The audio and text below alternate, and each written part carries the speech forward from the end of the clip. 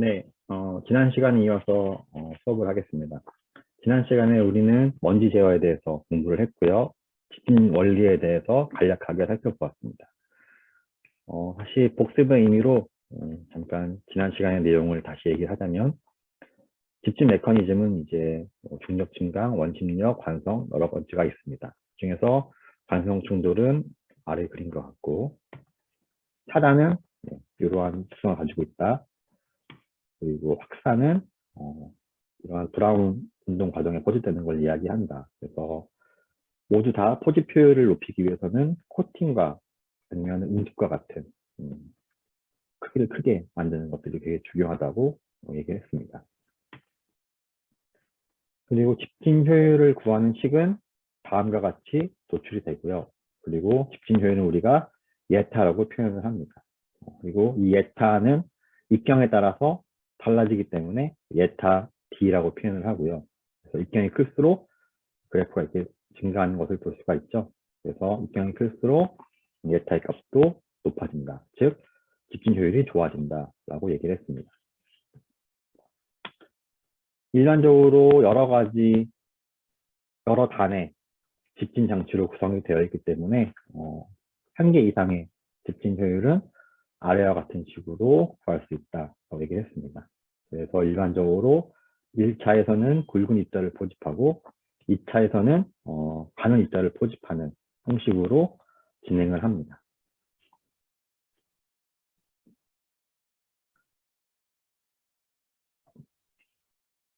네, 집진 장치에 대해서 얘기를 하겠습니다. 이번 시간에는 이제 중력 증강 장치에 대해서 이야기를 할 거고요.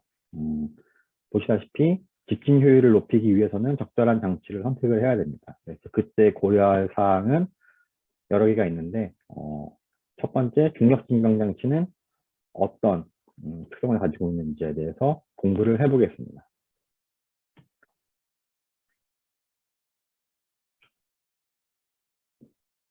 네, 첫 번째로 살펴볼 내용은 중력 증강 장치입니다. 중력 증강 장치는 오른쪽에 보이시는 그림처럼 기체가 먼지를 머금은 기체가 왼쪽에서 유입이 돼서 오른쪽으로 유출이 될 때까지 그 시간 동안 먼지가 밑으로 다 침강하도록 보완된 장치를 얘기하는데요. 보시다시피 침강 속도가 13cm/s 이상일 때 충분한 효율을 나타낸다고 합니다. 여기서 침강 속도라고 하는 것은 유치역학이나 뭐 재교 환경 관리에 나온 내용인데요. 다시 한번 말씀을 드리면 이제 스톡스 영역을 가정했을 때 마찰력 이런 것들을 최대한 단순하게 가정을 해가지고 우리가 가장 쉽게 구할 수 있는 식을 도출했을 때 다음과 같은 식으로 표현이 됩니다. VT, Vertical Velocity, 침강 속도는 18μ분의 G 곱하기 dp 제곱 곱하기 rho p입니다. 그래서 여기서 하나하나 변수의 의미를 말씀드리면 이제 μ는 흐르는 유체의 점도를 얘기하는 것입니다. 그래서 기체 아니면 뭐 물 아니면 기름 아니면 뭐 땅콩버터 이런 식으로 흐르는 유체가 가지고 있는 점도 끈적끈적함의 정도를 얘기하는 건데요. 점도 값을 얘기하는 겁니다. 그래서 당연히 기체면은 끈적끈적하지 않으니까 점도가 매우 낮을 거고요. 땅콩버터라고 하면은 매우 끈적거리니까 점도가 굉장히 높을 것입니다. 각각 유체가 가지고 있는 고유의 점도를 얘기하고 G는 중력과 속도 9.8 곱하기 미터 제곱 네, 맞나요? 9.8 곱하기 미터 퍼 세크 제곱이죠. 네.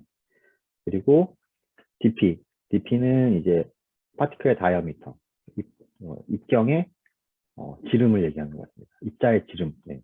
입경이 아니라 입자의 지름. 그리고 로우 P는 파티클의 덴시티를 얘기하는 거고요. 그래서 밀도를 얘기합니다. 이런 식으로 표현이 된다. 또 이 값이 13cm/s 이상으로 충분히 클 때 100% 포집이 된다고 얘기를 할 수가 있고 여기에 도달을 하게 되려면은 보시다시피 입경, dp가 매우 크거나 아니면은 밀도가 크거나 이 둘 중에 하나를 조건을 맞춰줘야지 이 vt가 커지겠죠. 그래서 밀도가 작다면 입경이 50 마이크로 퍼 이상, 밀도가 크다면 입경 10 마이크로미터 퍼 이상이 되어야지만 100% 포집을 할 수 있다라고 얘기를 하고 있습니다. 그래서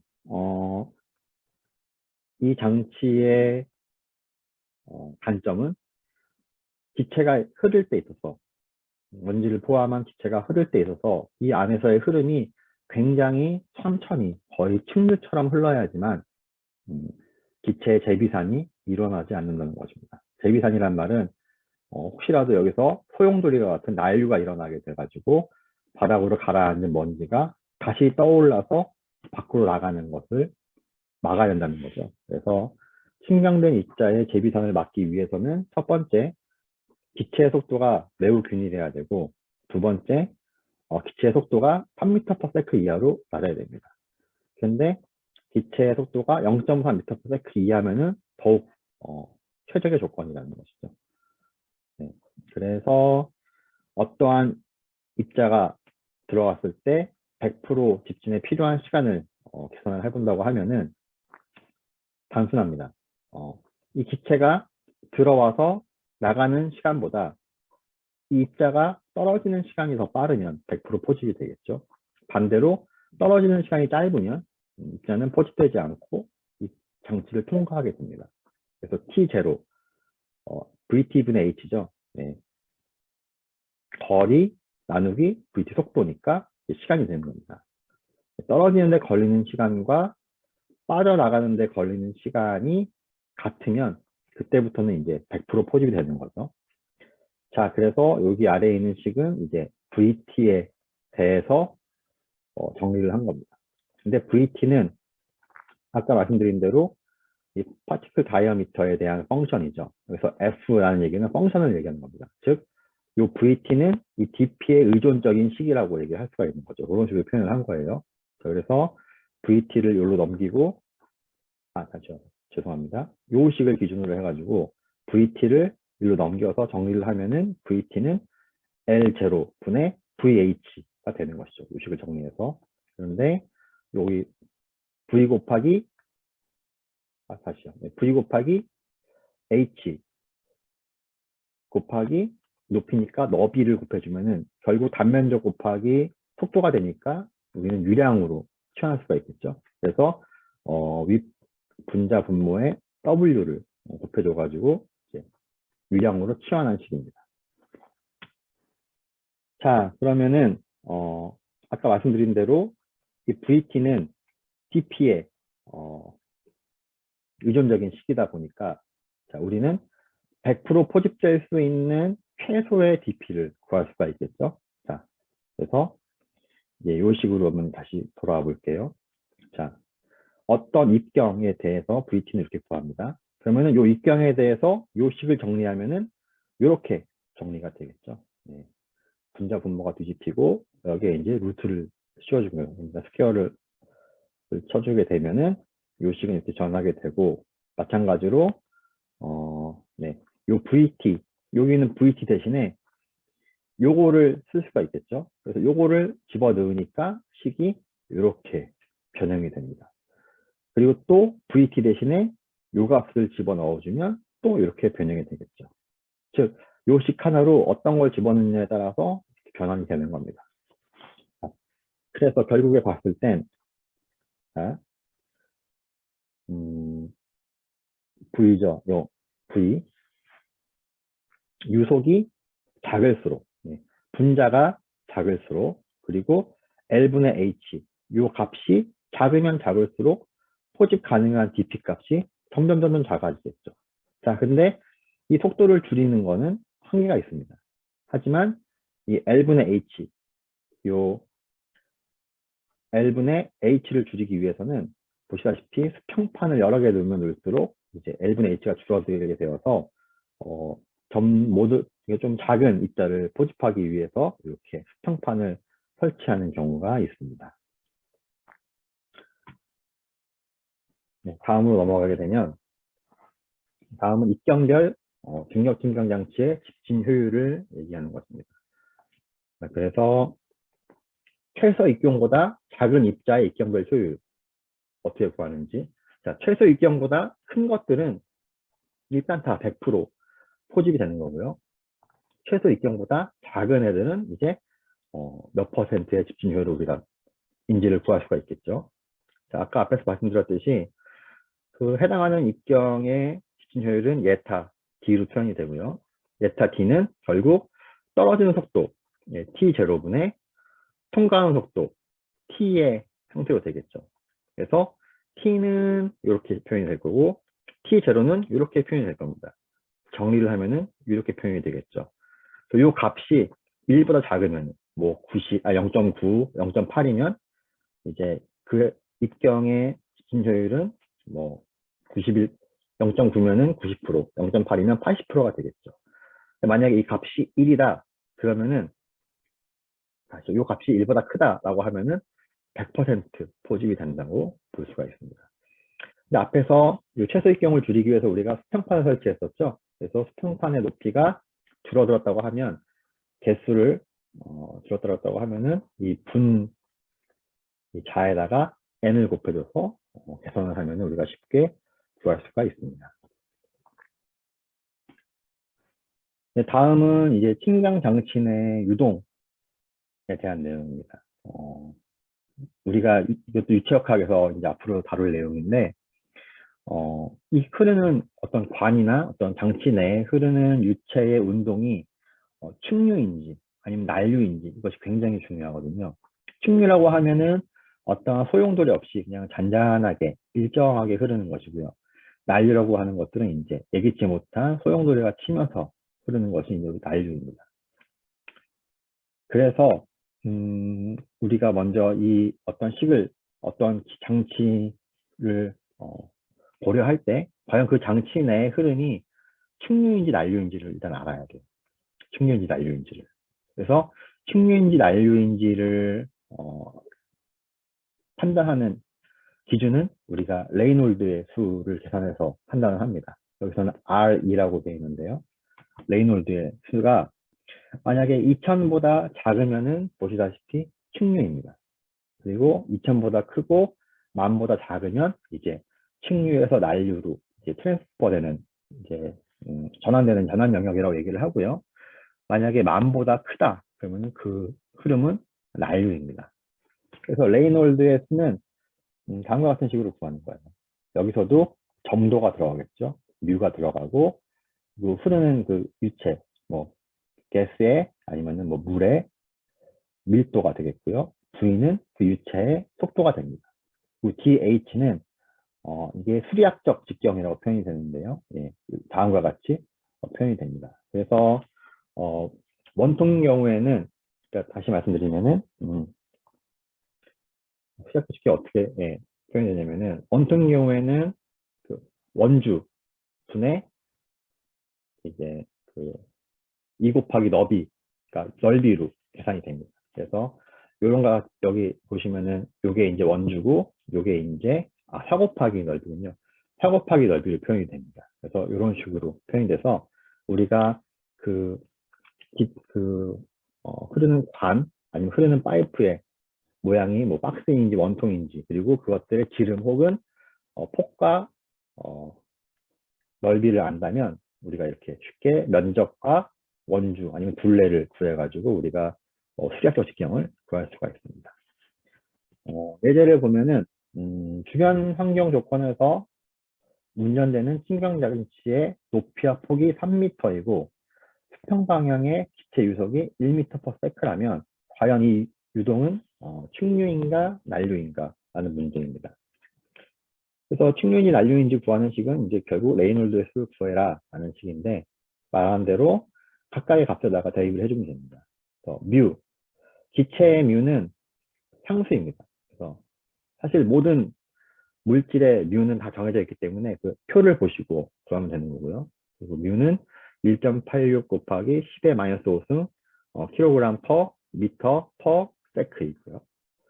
그리고 가스의 밀도, 공기의 밀도는 이것도 상수죠, 거의 1.18 킬로그램 퍼 큐빅 미터입니다. 그리고 V, 기체 유속이죠. 유속이 1m/s니까 똑같이 1m/s를 집어넣으면 되고 이제 요 직사각형, 정사각형입니다. 정사각형의 수리학적 직경을 구해보면은 결국 S죠, S. 그래서 그냥 3이 되는 겁니다. 자, 여기서 식이 다 만들어졌으니까 단순하게 땅땅땅땅 계산하면은 이렇게 상수가 나오겠죠. 여러분들이 근데 수질이나 다른 수업에서 배웠다시피 이 단위 환산이 굉장히 중요해요. 이 단위 환산에서 실수한 경우가 굉장히 많기 때문에 이 단위들은 꼭 적어주는 게 매우 중요합니다. 그래서 네, 계산하면은 이 단위가 모두 다 소멸되기 때문에 무단위인 1.9 곱하기 10의 5승이라는 상수가 나오게 되죠. 네. 자, 이 위에 표에서 보면은 레이놀드수가 만보다 크죠. 10의 5승이니까 거의 10만, 네, 거의 20만에 가까운 값이 나왔습니다. 그러니까 어마어마한 난리라는 것을 알 수가 있겠죠. 근데 눈치 빠르신 분들은 눈치챘겠지만 이 기체의 뮤가 10의 마이너스 5승으로 굉장히 낮잖아요. 그러니까 어떠한 웬만한 속도 그리고 웬만한 수력적 직경이 아니고서는 대부분은 다 유동이 난류입니다. 그래서 기체의 유동은 난류다라고 생각을 하시면 되고요. 자, 그러면 이제 문제가 복잡해지는 것이죠. 자, 아까 앞에서 보신 이 내용들은 스톡스 영역, 충류를 가정하고 뭐 되게 단순하게 해가지고 터미널 벨로시티를 구한 식이에요. 그러니까 이건 굉장히 이상적인 조건을 계산한 식인데요. 하지만 실제 조건은 이제 충류와 난류가 둘 다 혼재하는 그러한 것이죠. 일반적으로 이제 위체가 흐르게 되면은 위쪽에는 난류층이 흐르게 되고 요 바닥 근처에서는 충류가 흐르게 됩니다. 천천히. 이상한 속도이지만 굉장히 안정적으로 위체가 흐르게 되죠. 그래서 난류층에서는 모든 종류의 입자가 상당히 균일하게 분포를 해 있고요. 그리고 충류층에서는 이제 난류층에서 유입된 입자가 다시는 난류층으로 돌아가지 않고 계속 여기 머물러 있어서 시간이 지나면 결국 이 바닥에 붙게 되는 그러한 형태로 포집이 됩니다. 자, 그래서 우리가 여기 지점 A, 여기 지점 B로 놨을 때, 자, A에서의 입경 효율과 B에서의 입경 효율이 달라지겠죠? 왜냐면은 시간이 달라졌으니까. 그 두 입경 효율의 차이를 한번 유도를 해보겠습니다. 당연히 그 차이기 때문에 D 예타 D겠죠. 예타 D의 차이라는 의미겠죠. 예타 D의 차이는 결국 전체 들어온 입자의 양, 초기의 입자의 양 분의 초기 입자 마이너스 나중 입자의 수로 계산이 되겠죠. 그래서 NP분의 NP 마이너스 NP 플러스 DNP라고 표현이 됩니다. 여기서 말씀드렸듯이 D라가 붙었던 얘기는 그 NP의 수가 변했다는 겁니다. 이게 플러스로 변할 수도 있고 아니면 마이너스로 변할 수도 있고 이런 식으로 이제 표현이 되겠죠. 자, 요거는 결국 여기서의 이제 예타의 변화는 결국 가로에서 가로로 가는 데 걸리는 시간 그리고 떨어지는 데 걸리는 시간의 비로 되겠죠. 그래서 가로로 걸리는 시간 V분의 dx 나누기 떨어지는 데 걸리는 시간 h 나누기 vt의 식으로 정리가 됩니다. 자, 그러면은 어차피 mp 없어지니까 이게 결국 0이 되겠죠. 그래서 mp분의 dmp는 요 식을 정리하면은 vh분의 vt dx가 되는 것입니다.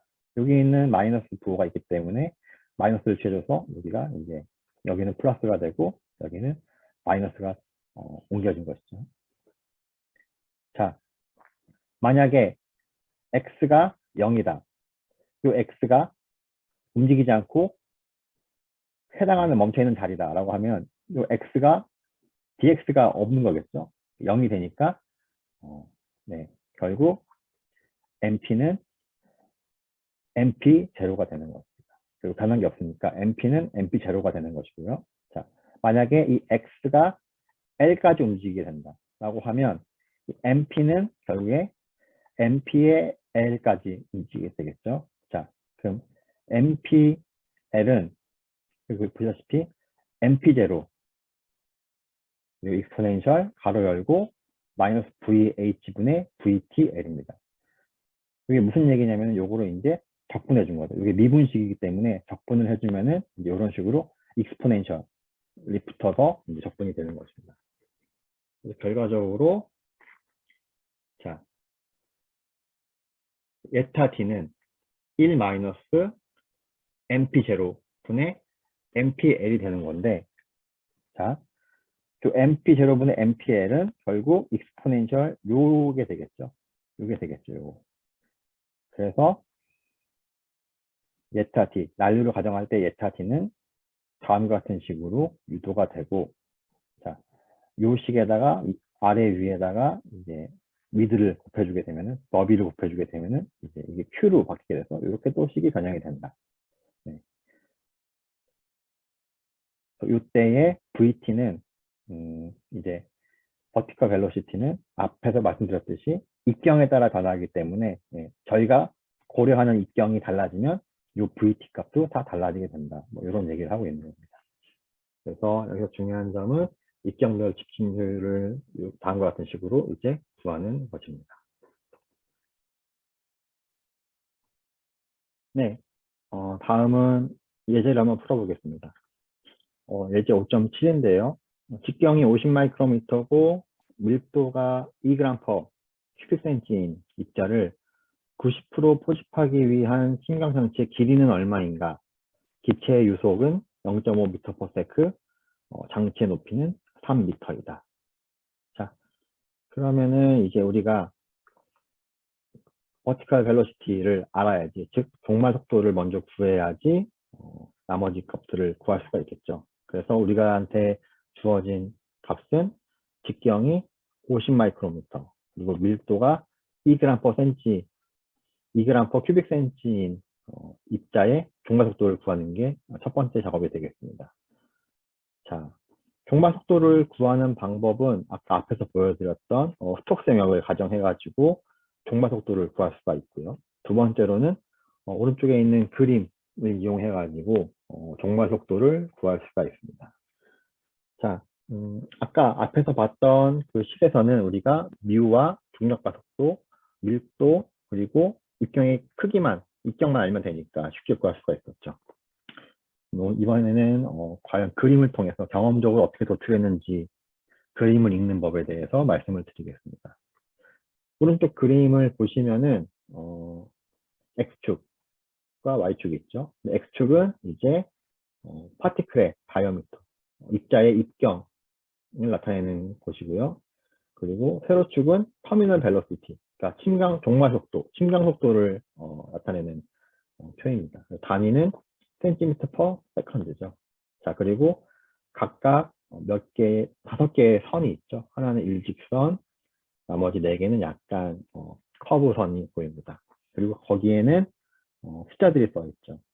자, 이 숫자들의 의미는 파티클의 밀도가 1일 때는 이 선을 따라가고, 그리고 1.5, 2, 그리고 3일 때는 이 선을 따라가라 라는 의미입니다.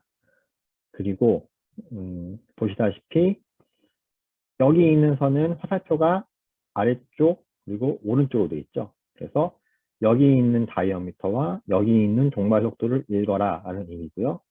그 나머지들은 지금 왼쪽과 위쪽을 가르치고 있죠. 그래서 위에 있는 다이어미터와 왼쪽에 있는 터미널 벨로시티를 읽어라 이런 뜻입니다. 자, 그러면 우리가 알 수 있는 거는 50 마이크로미터고 밀도가 2g per 큐빅센치인 거죠. 자, 보시면은 밑에 있는 X축에는 지금 50 마이크로미터가 없죠. 최대가 30 마이크로미터예요. 그러면 이제 우리는 어디를 봐야 되냐면 이 위쪽에 있는 걸 봐야겠죠. 위쪽에 보시면 10, 20, 40, 아마 가운데가 50 정도가 되겠죠. 자, 요 선이 이제 50 마이크로미터에 해당하는 종말 속도의 선인 거예요. 자, 그리고 밀도가 2인 선을 찾아봐야겠죠. 1, 1.5, 2. 여기 두 번째 있는 요 선이 이제 밀도가 2일 때의 터미널 벨로시티죠. 입경에 따른. 보시면 요 50 마이크로미터와 밀도 2가 만나는 점을 쭉 따라가 보면 10과 20 사이에 있는 15가 되는 겁니다. 한 가지 주의할 점은 여기 있는 이 스케일 값이 대수가 아니라 로그 스케일이기 때문에 아주 정확하게 뭐 절반이 15는 아니죠. 로그 스케일이기 때문에. 약 15 정도로 우리가 읽을 수가 있습니다. 자, 15니까 15 cm per second가 되겠죠. 자, 근데 지금 모든 단위가 미터로 계산되어 있기 때문에 100을 나눠줘서 0.2로 미터 per sec가 되는 것입니다. 자, 그래서 장치 내 난류를 고려하지 않고 그냥 층류만을 가정한다고 하면은 아까 앞에서 봤던 이 VT식을 L에 따라 정리를 하면 이렇게 바뀌게 되겠죠.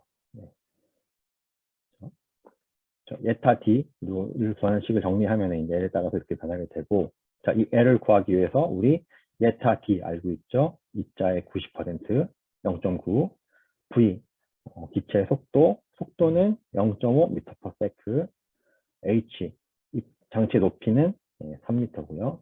나누기 VT, 공말속도 방금 구했죠? 0.15 m/s를 하게 되면 답은 9m가 나오게 되는 것입니다. 첫 번째는 장치의 난류를 고려하지 않았을 때. 자, 두 번째는 이제 장치 내 난류를 고려했을 때 구하는 식이죠.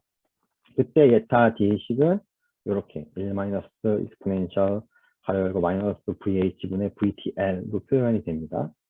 자, 그래서 익스포넨셜을 없애기 위해서 자연 요구 값을 취해주죠. ln 값을 취해줘가지고 익스포넨셜을 벗겨내고서 요 식을 l에 대해서 정의를 하면 이런 식으로 변경이 되겠죠. 우리가 VT 알죠? 예타 D 알죠? V 알죠? H 알죠? 다 아는 값들이니까 땅땅땅땅 대입하면은 23m의 높이가 필요하다 라고 답이 나옵니다. 즉 장치 내 난류를 고려하지 않으면 9m, 그리고 장치 내 난류를 고려하면 23m의 높이가 필요하다는 우리가 결론을 얻었습니다.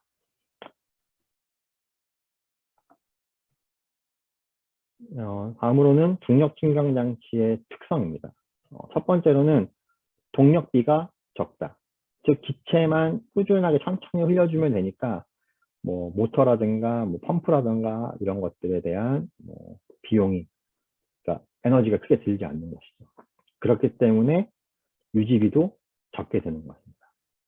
그래서 그리고 이제 아무래도 중력 측량을 이용하는 것이기 때문에 뭐 복잡한 설비가 들어가지 않죠. 그냥 디자인만 해가지고 설치해 두면은 사용할 수 있는 거기 때문에 설치비도 굉장히 적고요. 그리고 장치가 굉장히 단순하기 때문에 우리가 쉽게 계산하고 반영하고 계산하고 반영할 수가 있습니다.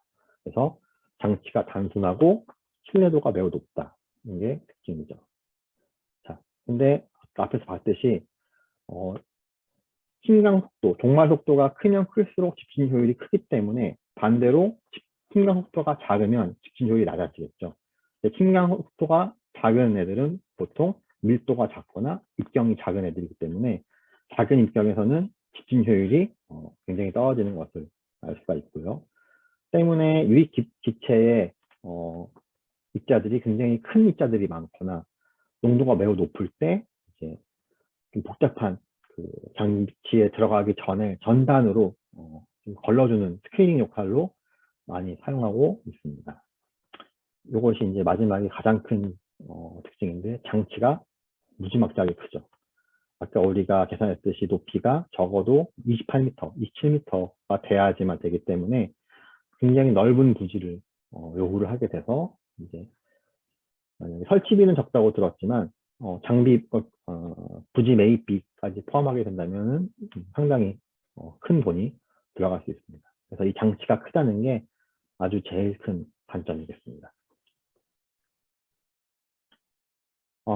예, 다음으로는 사이클론에 대해서 알아보도록 하겠습니다. 자, 사이클론은 음, 오른쪽과 같이 생긴 장치입니다. 그래서 오염된 기체가 들어와서 유입됐을 때 이 원통형으로 생긴 이 기기 내부에서 빙글빙글 돌면서 이 원심력이 만들어지겠죠. 자, 이 원심력을 이용해 가지고 자, 기체 중에 입자상 물질을 분리하는 방법입니다. 그래서 원심력이 돌면서 요 안에 있는 입자를 벽으로 밀어내겠죠. 벽으로 밀어내면 벽에 붙은 입자들은 슥 이 벽면을 타고 내려와서 이 아래에 있는 호퍼에 모이게 됩니다. 그래서 기체는 여기 들어와서 이렇게 겉으로 크게 돌다가 결국 끝까지 찍고 나서 기체 내부로 기기 내부로 빙글빙글 올라와가지고 밖으로 빠져나가는 시스템이죠. 그래서 먼지를 포함한 기체가 들어와서 이 사이클론 내부를 선회를 몇 번 한 다음에 마지막에는 깨끗한 가스만 빠져나가게 하는 것이 이 장치의 원리입니다. 그래서 보통은 이 하나의 굉장히 큰 장치를 이용해가지고 설치를 하거나 아니면 작은 것들을 여러 개 병렬로 연결해가지고 사용을 합니다. 그래서 보통의 경우에는 병렬로 배치해서 처리 용량을 증가시키거나 직렬로 배치해서 효율을 증가시키거나 더 작게 분할한다면 병렬 배치하면은 효율이 증가하고 직렬 배치하면은 용량이 좀 감소하는 그런 특성을 보이고 있습니다.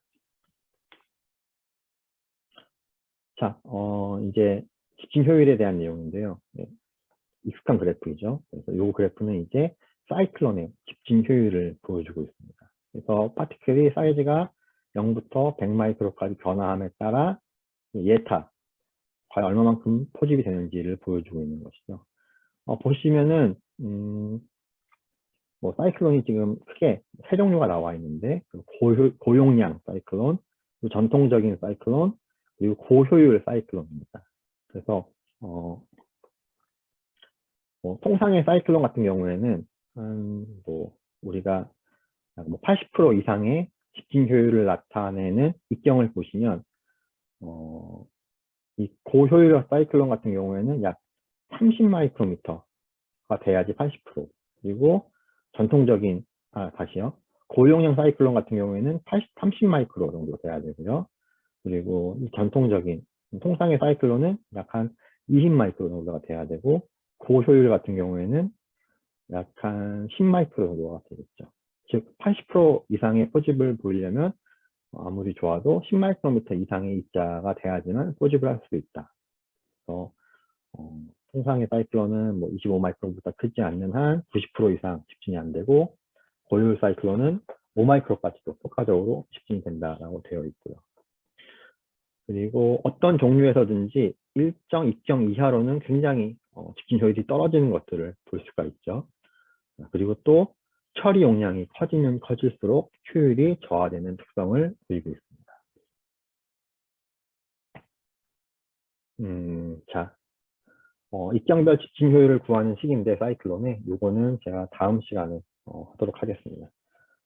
그러면 오늘은 수업 여기까지 하고 이 수강에 대한 출석은 저에게 메일로 여러분들이 지금 수강한